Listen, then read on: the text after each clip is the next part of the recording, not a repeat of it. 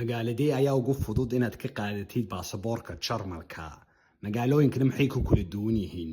intaanad magaalo kale u guurin labadan qodob ogow. horta waxaad ogaataa shuruudaha sharciga jinsiyada Jarmalka lagu qaato Jarmalka oo dhan waa isku wada mid.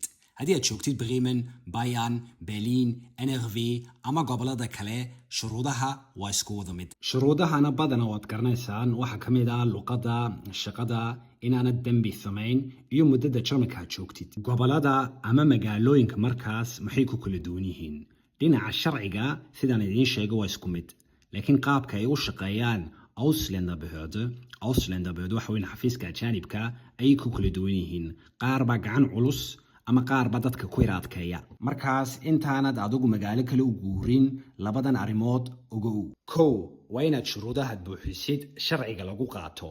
haddii aanad buuxin ina magaalo kale aad u guurtid waxba kuma tariso. laba, haddii aad doonaysid inaad magaalo kale u guurtid marka ugu horeysa waxaad wareysataa dadka magaaladaas ku nool.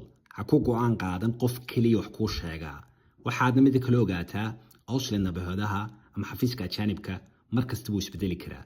haddii uu maanta fiican yahay waxaa dhaci kartaa inuu beri toolo isbedelo.